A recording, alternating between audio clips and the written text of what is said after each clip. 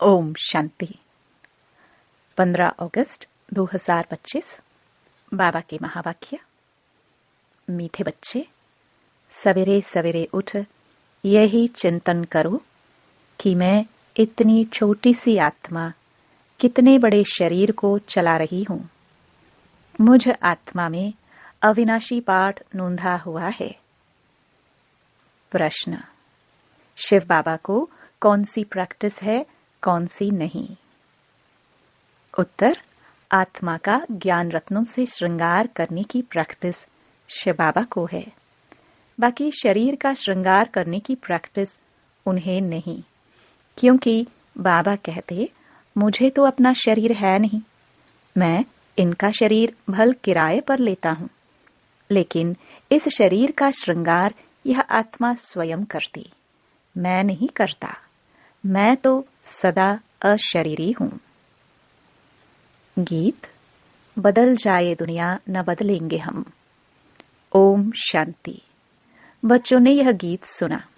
किसने सुना? आत्मा ने इन शरीर के कानों द्वारा सुना। बच्चों को भी यह मालूम पड़ा कि आत्मा कितनी छोटी है। वह आत्मा इस शरीर में नहीं है तो शरीर कोई काम का नहीं रहता। कितनी छोटी आत्मा के आधार पर यह कितना बड़ा शरीर चलता है।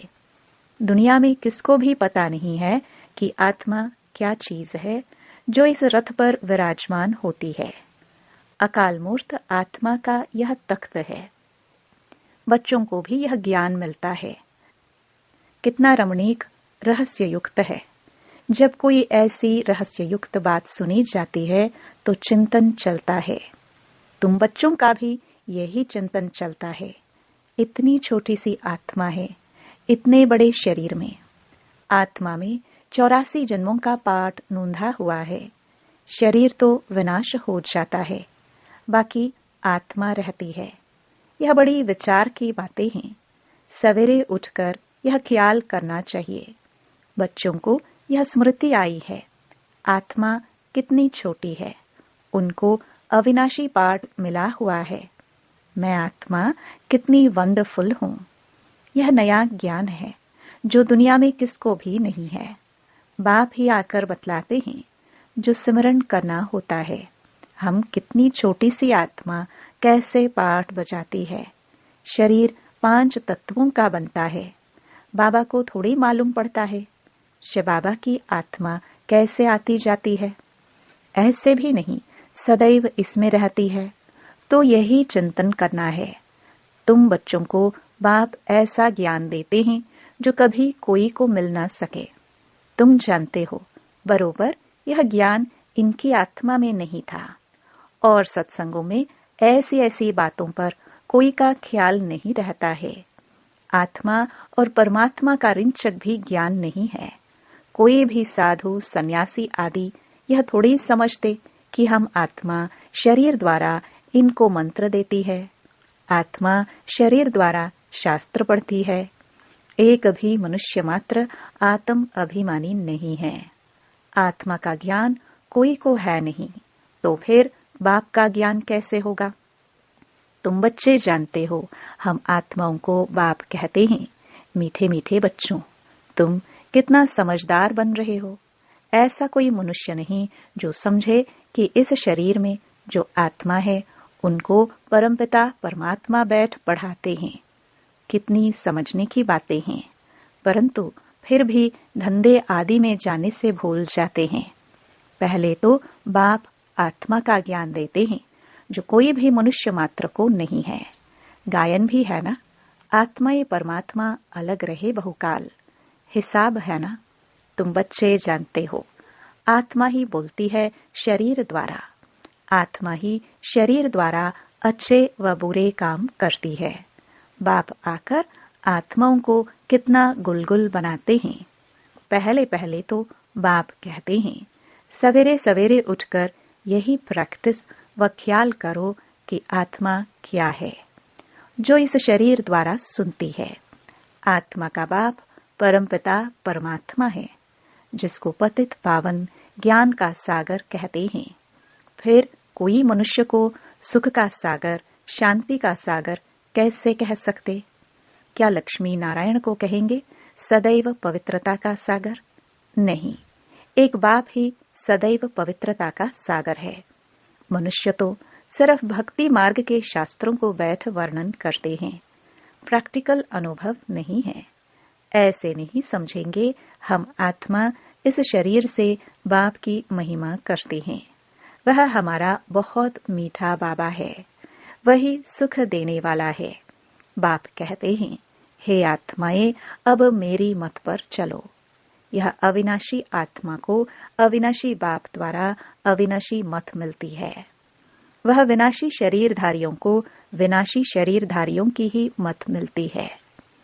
सतयुग में तो तुम यहाँ की प्रारब्ध पाते हो, वहां कभी उल्टी मत मिलती ही नहीं। अभी की श्रीमत ही अविनाशी बन जाती है, जो आधा कल्प चलती है।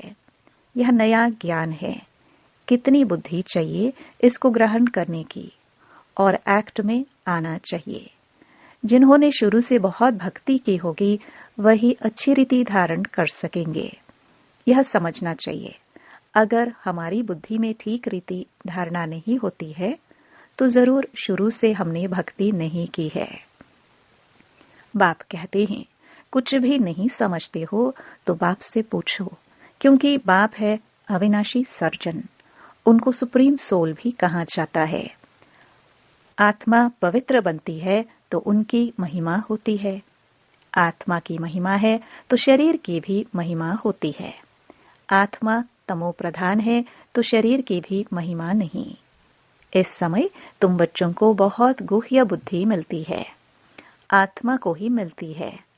आत्मा को कितना मीठा बनना चाहिए, सबको सुख देना चाहिए। बाबा कितना मीठा है, आत्माओं को भी बहुत मीठा बनाते हैं। आत्मा कोई भी अकर्तव्य कार्य ना करे, यह प्रैक्टिस करनी है। चेक करना है कि मेरे से कोई अकर्तव्य तो नहीं होता है। शिव बाबा कभी अकर्तव्य कार्य करेंगे?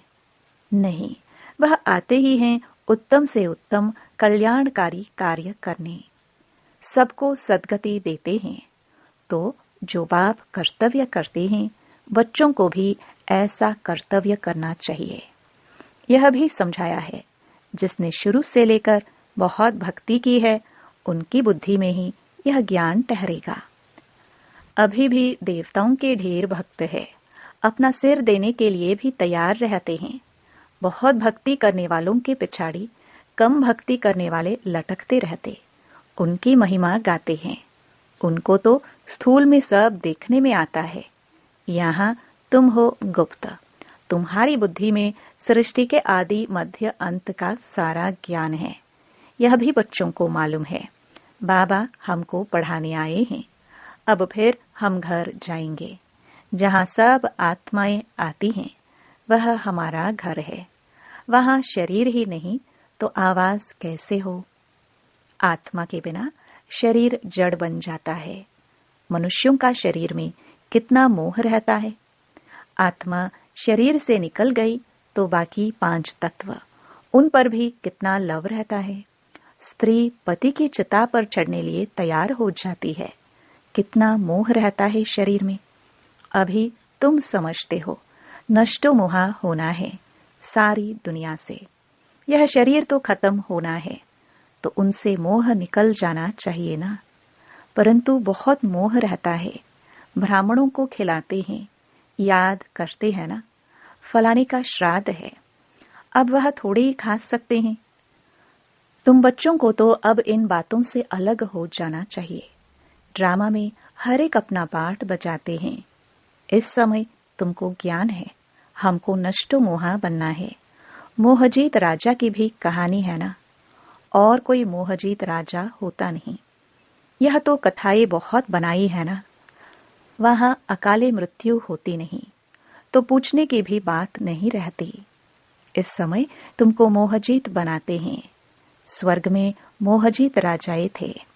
यथा राजा रानी तथा प्रजा ऐसे हैं।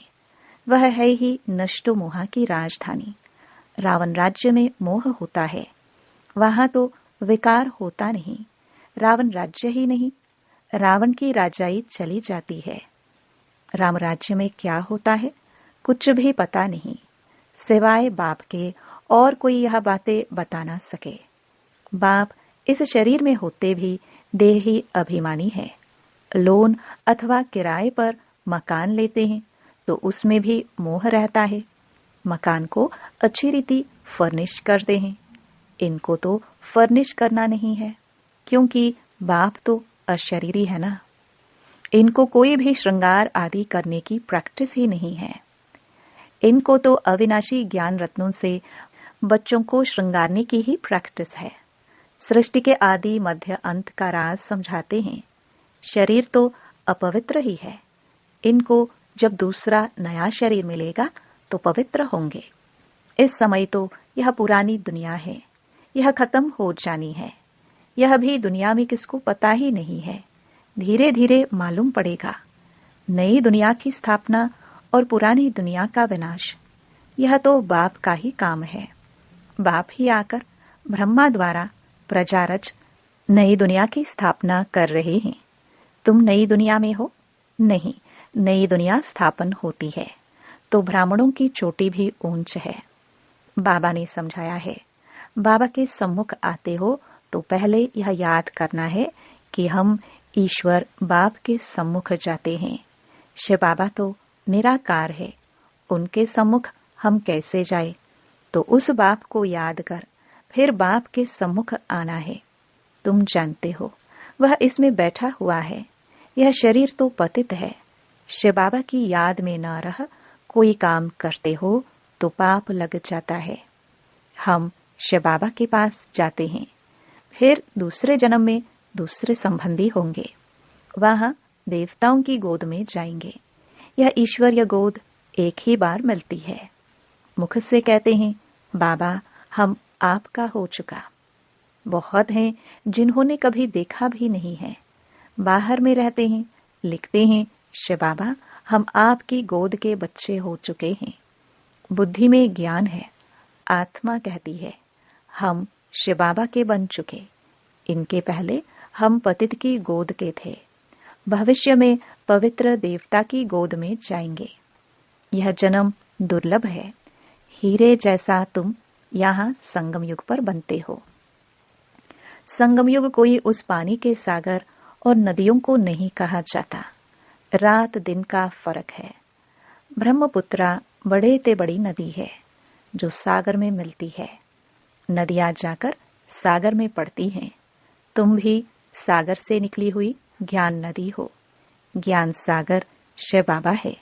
बड़े ते बड़ी नदी है ब्रह्मपुत्रा। इनका नाम ब्रह्मा है। सागर से इनका कितना मेल है तुमको मालूम है? नदियां कहाँ से निकलती हैं?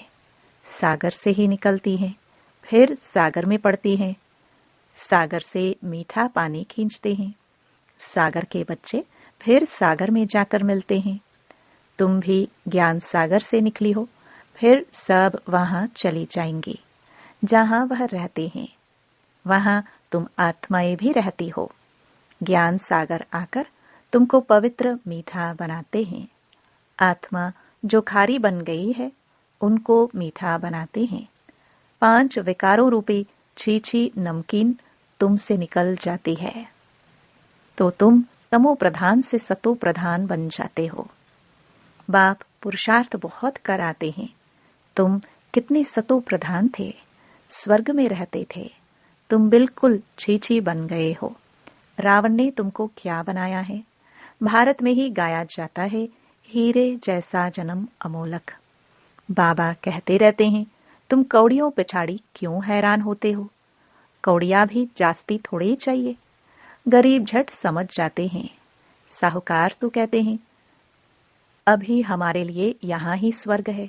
तुम बच्चे जानते हो, जो भी मनुष्य मात्र हैं, सबका इस समय कौड़ी जैसा जन्म है। हम भी ऐसे थे। अभी बाबा हमको क्या बनाते हैं? एम ऑब्जेक्ट तो है ना। हम नर से नारायण बनते हैं। भारत अब कौड़ी जैसा कंगाल है ना। भारतवासी खुद थोड़े ही जानते। यहाँ तुम कितने साधारण अबलाए हो। कोई बड़ा आदमी होगा तो उनको यहाँ बैठने की दिल नहीं होगी। जहाँ बड़े बड़े आदमी सन्यासी, गुरु आदि लोग होंगे, वहां की बड़ी बड़ी सभाओं में जाएंगे। बाप भी कहते हैं मैं गरीब निवाज हूं। कहते हैं भगवान गरीबों की रक्षा करते हैं। अभी तुम जानते हो हम कितने साहूकार थे, अभी फिर बनते हैं। बाबा लिखते भी हैं तुम पद्मा पदमपति बनते हो। वहां पर मारा मारी नहीं होती है। यहाँ तो देखो पैसे के पीछे कितनी मारा मारी है, रिश्वत कितनी मिलती है। पैसे तो मनुष्यों को चाहिए ना। तुम बच्चे जानते हो बाबा हमारा खजाना भरपूर कर देते हैं। आधा कल्प के लिए जितना चाहिए उतना धन लो, परंतु पुरुषार्थ पूरा करो, गफलत नहीं करो। कहा जाता है ना, फॉलो फादर। फादर को फॉलो करो तो यह जाकर बनेंगे। नर से नारायण, नारी से लक्ष्मी बड़ा भारी इम्तिहान है। इसमें जरा भी गफलत नहीं करनी चाहिए। बाप श्रीमत देते हैं तो फिर उस पर चलना है। कायदे कानून का उल्लंघन नहीं करना है। श्रीमत से ही तुम श्री बनते हो। मंजिल बहुत बड़ी है। अपना रोज का खाता रखो। कमाई की या नुकसान किया, बाप को कितना याद किया, कितने को रास्ता बताया। अंधों की लाठी तुम हो ना, तुमको ज्ञान का तीसरा नेत्र मिलता है। अच्छा, मीठे मीठे सिखिलते बच्चों प्रति माता पिता बाप दादा का याद प्यार और गुड मॉर्निंग। रूहानी बाप की रूहानी बच्चों को नमस्ते। धारणा के लिए मुख्य सार। पहला, जैसे बाप मीठा है ऐसे मीठापन सबको सुख देना है। कोई भी अकर्तव्य कार्य नहीं करना है। उत्तम से उत्तम कल्याण का ही कार्य करना है। दूसरा, कौड़ियों के पिछाड़ी हैरान नहीं होना है। पुरुषार्थ कर अपनी जीवन हीरे जैसी बनानी है। गफलत नहीं करनी है। वरदान, निश्चय रूपी पांव को अचल रखने वाले सदा निश्चय बुद्धि, निश्चिंत भव। सबसे बड़ी बीमारी है चिंता। इसकी दवाई डॉक्टर्स के पास भी नहीं है। चिंता वाले जितना ही प्राप्ति के पीछे दौड़ते हैं, उतना प्राप्ति आगे दौड़ लगाती है। इसलिए निश्चय के पांव सदा अचल रहे। सदा एक बल, एक भरोसा। यह पांव अचल है तो विजय निश्चित है। निश्चित विजयी सदा ही निश्चिंत है। माया निश्चय रूपी पांव को हिलाने के लिए ही भिन्न भिन्न रूप से आती है, लेकिन माया हिल जाए, आपका निश्चय रूपी पांव ना हिले, तो निश्चिंत रहने का वरदान मिल जाएगा। स्लोगन, हर एक की विशेषता को देखते जाओ तो विशेष आत्मा बन जाएंगे। अव्यक्त इशारे, सहज योगी बनना है तो परमात्म प्यार के अनुभवी बनो। आप गोपी गोपियों के चरित्र गाए हुए हैं।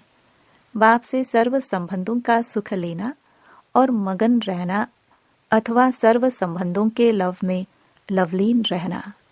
जब कोई अति स्नेह से मिलते हैं तो उस समय स्नेह के मिलन के यही शब्द होते कि एक दूसरे में समा गए या दोनों मिलकर एक हो गए, तो बाप के स्नेह में समा गए, अर्थात बाप का स्वरूप हो गए।